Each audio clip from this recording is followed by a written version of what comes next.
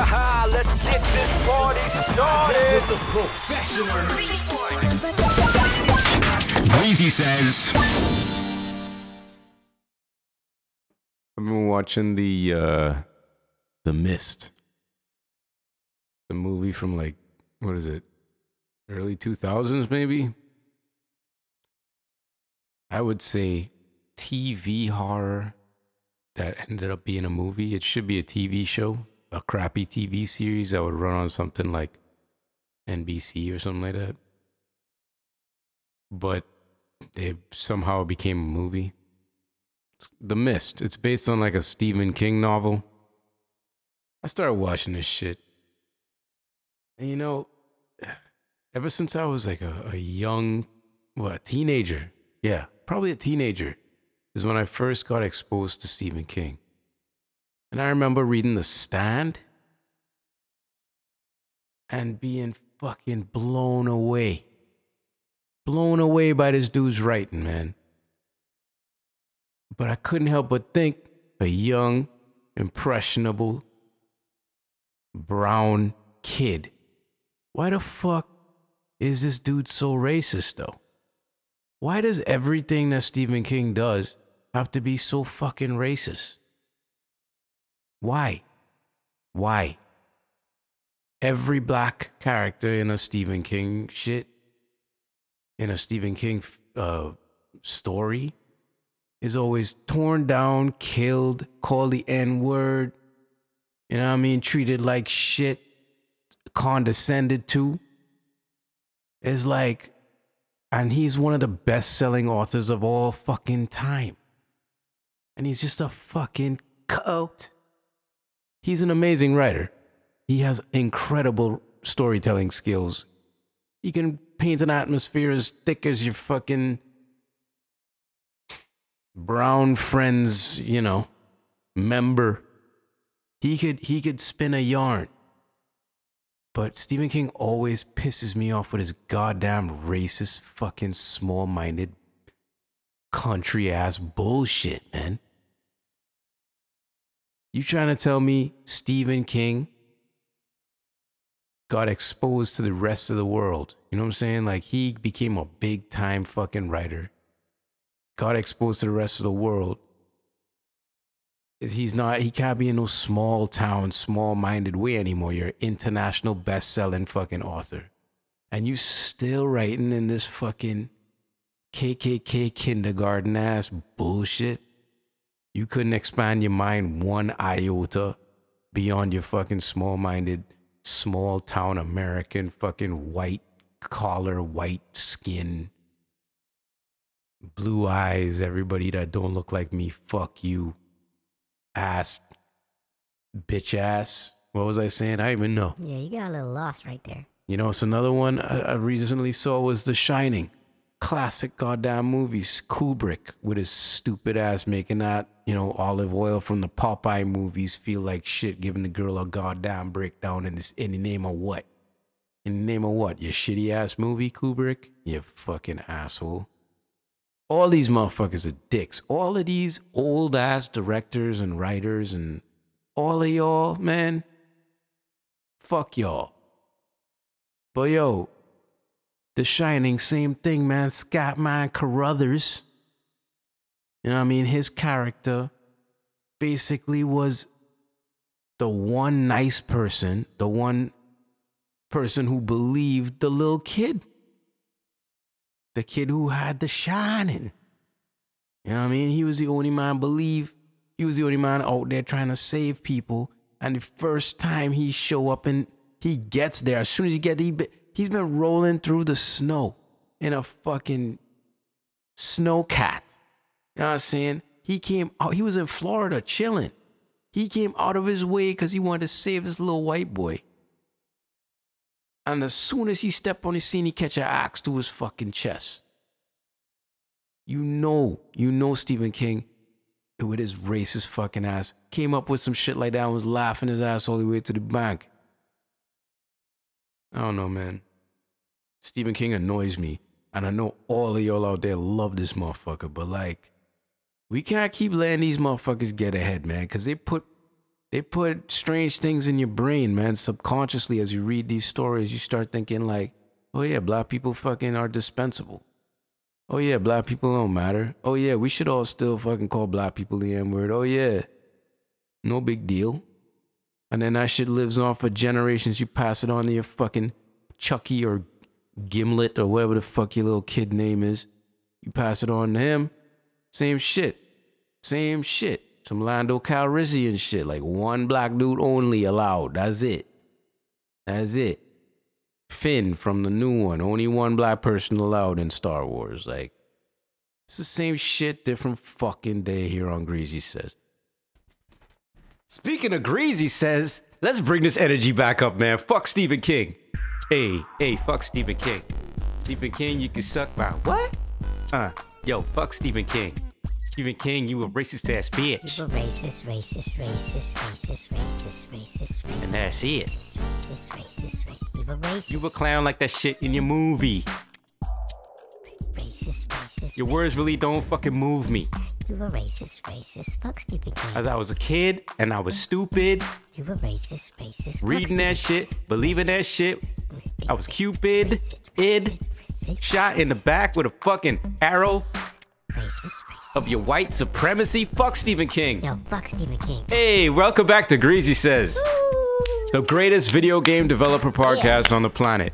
Just because I talk about Stephen King being a fucking asshole, that shit bleeds into games too. You know what I mean? There's a lot of auteurs out there who are fucking racist pieces of shit, spreading their goddamn message of racism into our children's eyeballs and ears and brains. Like Wolfenstein. You know what I mean? The new one, the new one where it's like Nazis in America. You know what I'm saying? Yeah. Yo, fuck Stephen King. Yeah. There's Nazis in America. Yo, fuck Stephen King. There's Nazis in America. I used to know this girl who I used to work with.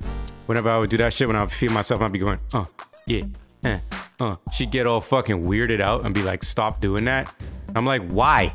Why? You over here making all this noise. You shaking your ass. You doing all the same shit, but you doing it your way and my way is gross. Why? Because I'm a dude? That's bullshit. Just because I'm an old guy? Old guy can't go, yeah, what? Yeah, what? That's creeping you out? Well, I'm sorry. I'm sorry that's cringy to you. I've been here. I was here before you. So chill the fuck out. Let me do my thing. I wasn't stopping you doing your thing. You know what I'm saying? They got people like that, man. I mean, I love this person. She's awesome. But they got people like that, man. Like some of the youngsters, I hate to say it, but like, y'all think y'all are a little too cool. I remember feeling that way. That I thought I was the coolest shit. And all of these old fuckers were lame as shit. So, I don't know. I guess it's par for the course. I gotta get mine. I gotta get out of the way, let these young guns shoot it up. You know what I mean? But anyway, this is Greasy Says. I'm a brown game developer. I've been doing this shit for, I can't even say 15 years anymore, 16 years. Going on 17 years I've been making games. For all kinds of people, all different types of games, all different kinds of projects. Big, small, in between. So I have a lot of experience in the gaming industry, and that's what this podcast is about. It's not just about me rambling about thoughts that I have, which can be interesting and funny, some people have told me. But it's also about how I view the video game industry and how I feel about the video game industry, and exposing some things that are broken and admiring the things that are not. It's very simple. The podcast is late. I apologize. I gave you all a beat as recompense. And speaking of recompense, right around now, right, in the video game industry, people are getting reviewed. People are getting promotions. People are not getting promotions. People are talking about feedback and peer review feedback and all these little things. One-on-one meetings with your reports and meeting with your managers and all this bullshit. We're getting laid off by Meta. It's that time of year in the gaming industry, for the most part. So I hope, if you're in the industry, I hope you got some good news. I hope you got a little more cheddar, a little more cash in your fucking pocket. If you didn't, there's always next year, right? Maybe. I don't know. You know what? Fuck Stephen King. Oh, fuck Stephen King, baby. Fuck Stephen King, baby. Right in the... Silent Hill F. New trailer came out recently. And what a trailer it was. Very atmospheric. Thick with the atmosphere. No gameplay. As per usual. So it's super not done. I get that. He's just setting up a vibe. Looks creepy as frig. At least the trailer did. Loved the music in the trailer. Not surprising. Silent Hill music has historically been very good. Going all the way back to 1. Shit was awesome. Sound design as well. You can't have horror without sound design. But I will say, if you have... I had to look this up. Because I have a buddy who actually suffers from this. I don't know if it's high key or low key, but she suffers from this. Trypophobia. It's like a fear of lots of little holes. Yeah, you know, some people have that. They can't look at that shit. It freaks them out. Like coral or like a yeah, like somebody with a lot of zits or some shit like that. It freaks them out. But if you have trypophobia, do not watch this fucking trailer. Run away very quickly from this trailer because there's a ton of it up inside of there. They're definitely trying to some Junji Ito type shit. No gameplay. Again, I said that already. No gameplay. But yeah, I'm just psyched. I'm just psyched for more horror. Halloween it's over now, but Halloween's the best time of the year. I love fucking Halloween. And you know, which brings me to my next point. Halloween's over. How sad. How fucking sad. It's the last fun holiday of the year. If you're an adult. Because now it's just shitty holidays, in my opinion, for the rest of the year. Like, what do we have? Thanksgiving. All right, maybe you like it. Maybe you've romanticized Thanksgiving to a point where you think it's a good thing. But Thanksgiving generally sucks ass. Like, you jump in a car, or you're maybe not. All right, here's one scenario. You jump in your car, or you jump on a plane, and you do a long trip, and you deal with all the assholes on the way to wherever you're going. You get there, you meet a bunch of the rest of the assholes that are your family, and you guys sit around and try not to scream at each other, and just try to wait each other out, so you can get through this meal and go the fuck home. I've never been to a Thanksgiving celebration where I left feeling like, man, that was fucking awesome and fun. I really want to do that again. Every time I leave Thanksgiving, I'm like, get me the fuck out of here. Or you're on the other side and you're hosting Thanksgiving, at which point you fucking kill yourself trying to make food for days, not to mention all the shopping and prepping you have to do. All for one night where all these people come over to your house, get drunk, barely appreciate the food you made, end up fighting or beefing with each other, and then leave you to do all the fucking dishes. It's a thankless job. Thanksgiving fucking sucks. Fuck Thanksgiving. And then Christmas. I mean, Christmas is cool for some people. Some people like it. It's time for family to get together. The good thing about Christmas is you usually have work. You have no work. You don't have to work. Same thing with Thanksgiving, but Christmas, same deal. You know what I mean? You're just sitting around trying not to kill each other, trying not to be bored out of your fucking skull as you wait to go home to play a new PlayStation game or whatever. You know what I mean? I mean, opening presents is cool, but how long does that last? It lasts like 20 minutes, and then it's like, all right, can we all just go get some sushi now or something? Or some ramen or something? We have to sit here and eat this ham and this turkey and all this traditional ass shit. That turkey is the worst bird, the worst meal. Like, who the fuck eats turkey except on a sandwich? Even if you cook that turkey to the best of your ability, it's still fucking turkey. Come on, man. Thanksgiving and Christmas, I'm over it. And then you got New Year's, which always sucks, right? Unless you stay home, New Year's almost always sucks. Unless you're like 18 to 25, maybe, that's stretching it. And you going out and you partying hard and you fucking getting wasted and all that fun stuff. New Year's, you know, if you go out, you're gonna be disappointed. The shit's gonna end badly. Somebody gonna get their head bust. Some motherfucker gonna be drunk. Somebody gonna be throwing up, pissing on themselves. All kinds of awry shit is gonna happen on New Year's. It's a shit show, especially if you go to a place that's celebrating New Year's, like where I used to live. New Year's is a big fucking deal. It's a shit show. It's a shit show. Get like a handful of friends, a fucking one bottle of champagne, and call it a night. That's what I'm saying. And then Valentine's Day, I mean, the biggest hoax of them all. Right after. So like, after Halloween, it's just bullshit until like May. So I'll see y'all in May. There's another episode that just might be me rambling about a bunch of topics because, yeah, I don't know. I'm not really feeling it as much today. And that happens sometimes. Sometimes you just gotta say, I'm gonna give it like 50% today. I'm a big, you know, y'all know this on Greasy Says, I'm a big proponent of taking days and just being like, yeah, it's a 50% day, it's a 30% day. You know what I mean? Because we kill ourselves in the gaming industry. We push ourselves so hard, we crunch, we try to go above and beyond.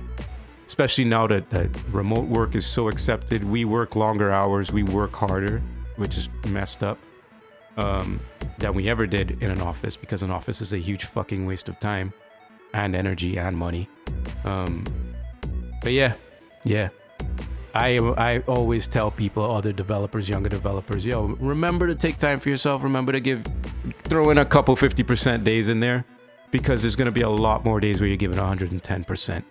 So a 50% day, none of the fucking seniors, none of the executives, none of the people on top are going to even fucking know. And I'll tell you the truth, all the people on top are taking way more 50% days than they are 110% days. They just strategically played their 110% days so that they would get ahead quickly and they stay up there. But when you're up there, man, you can fucking kick your feet up a lot of the time. No bullshit. I'm not even playing. I've been in those rooms.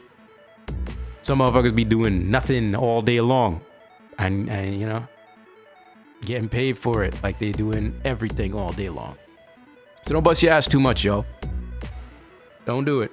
Don't drink the Kool-Aid. Remember I said that shit in episode 2 episodes ago, whatever. Don't drink the Kool-Aid. Go back and listen to that episode. It's kind of about religion, but it's also about a lot of other things. Company culture can be a religion, you know what I mean? Company ethos can be a religion. Don't drink all the Kool-Aid, man. Just know what you're drinking. Know what's in there. Read the label, all right? Speaking of fucking CEOs and asshole CEOs and people who make tons of money and do 50%. I was watching... I've never seen this movie. I can't believe I've never seen it. I'm new to the game. My apologies. Moneyball. Cha-ching. Y'all ever watch that movie? It's a baseball movie. I don't give a fuck about sports, right? Normally, I don't give a shit. And I give even less of a shit about baseball. But my boy told me to watch this movie because it was made by the same person that made The Big Short, which is that banking movie, which is amazing. Moneyball was incredible. I'm not even going to tell you the plot because that's not the point. That's not why I brought it up. The reason I bring up Moneyball is our good friend, cut of the year, cut of the decade, Bobby Kotick, is in Moneyball.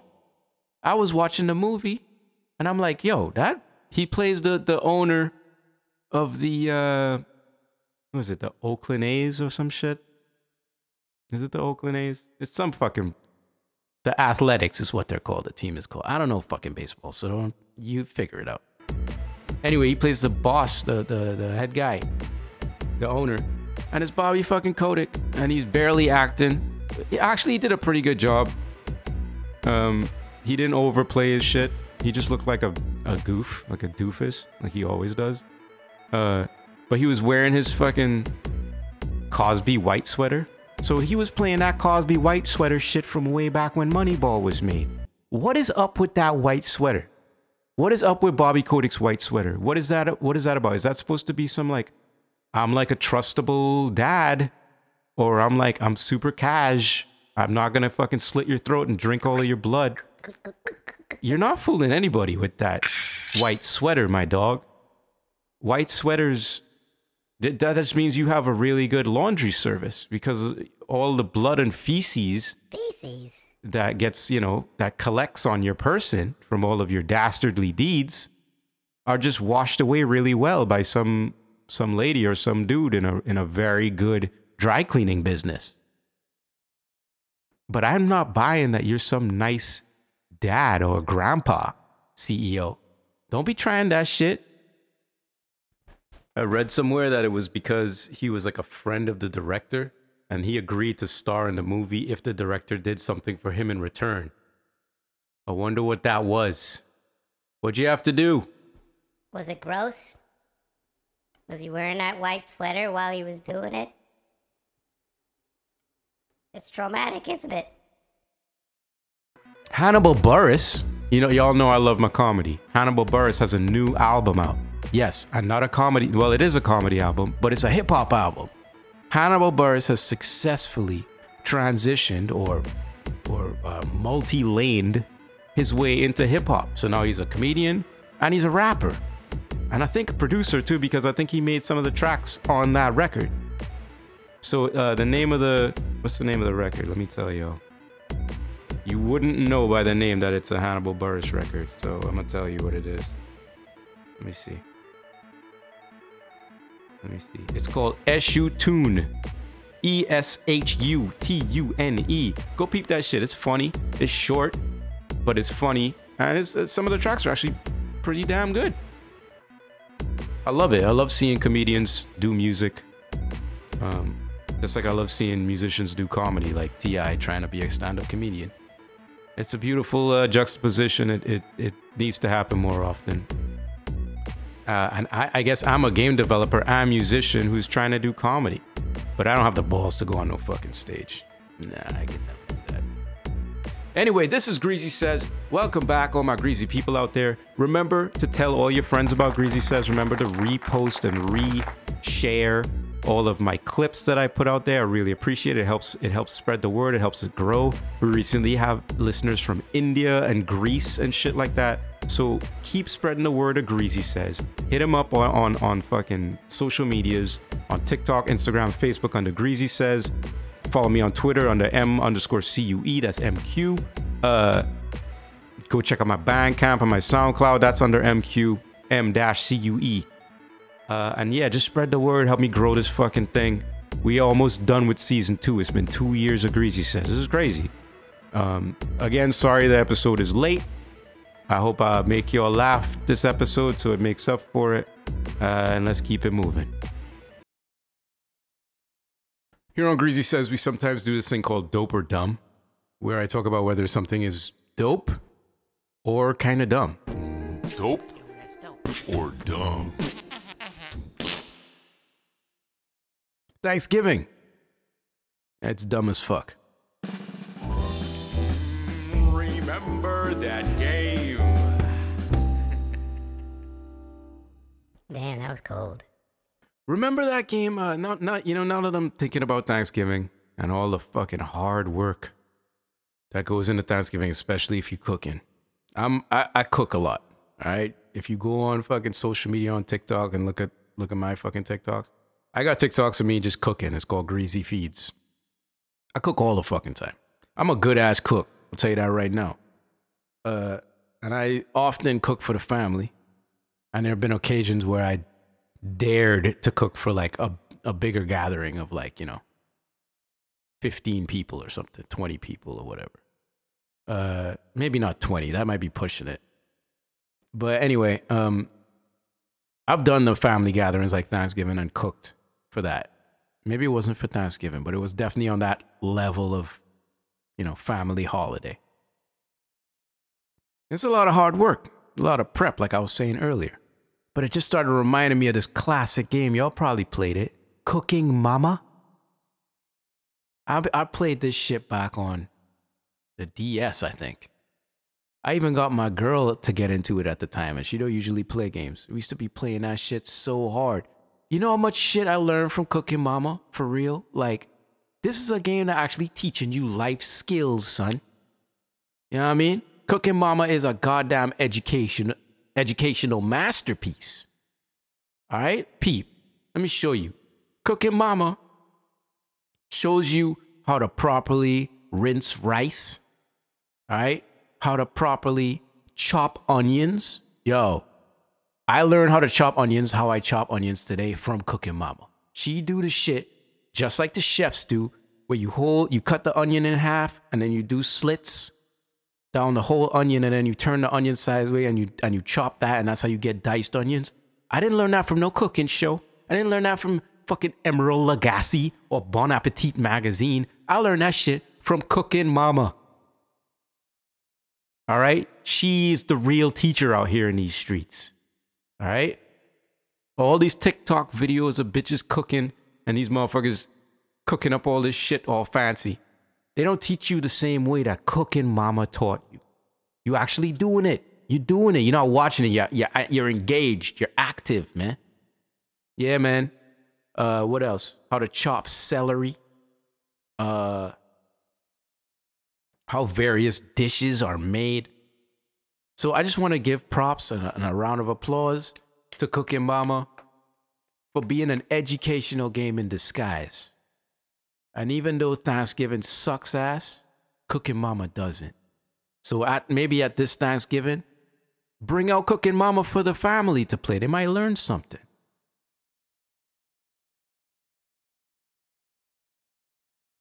Well, with Thanksgiving around the corner, and that time of year where we start thinking about family and being grateful and meditating on the year past, seems like a perfect opportunity to bust out a little bit of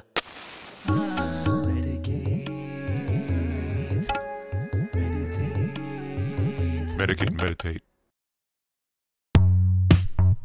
Usually on Medicate and Meditate, we're usually about being grateful, being thankful. And we could be thankful for Thanksgiving, even though I think it's bullshit. But maybe there's something we could tell the people around us that'll make us feel a little better. Something like this. I got love for you. I got love for you. But I can't eat this turkey no more. I got love for you. I know the fam wanna, but I can't eat this turkey no more. No more. No more. I can't eat this goddamn turkey no more. No more. No, the fam wanna eat it no more, but I can't eat this turkey no more. They got turkeys around my area too, man. They got wild turkeys. You ever run into a posse of wild turkeys in your life? That shit'll make you rethink life, man. That shit'll make you tense up. When you see a fucking flock of turkeys come out the bushes and his mating season, you know what I mean? Shit can get hairy. These are motherfucking mini dinosaurs running around. Anyway, thank you for joining me on another episode of Greasy Says, my greasy people out there. Remember, you can reach out to me via greasysays@gmail.com if you have questions or you want to just write into the show anonymously. I won't say who you are if you don't want to, whatever. I'm cool. Just tell me you don't want me to say who you are. And ask me questions, send me articles, send me games I should check out, tell me what you're playing, and I'll talk about them on listener comment section. Yep, hit me up on social media and all those things, Greasy Says. And thank you again for listening. I'll see y'all hopefully on time in the next episode. We'll see what happens. Greasy people, thanks for coming out. Remember to like, subscribe, comment, give me that feedback. And until next time, it's me, Greasy. and I'm checking out with the room key. Lighters.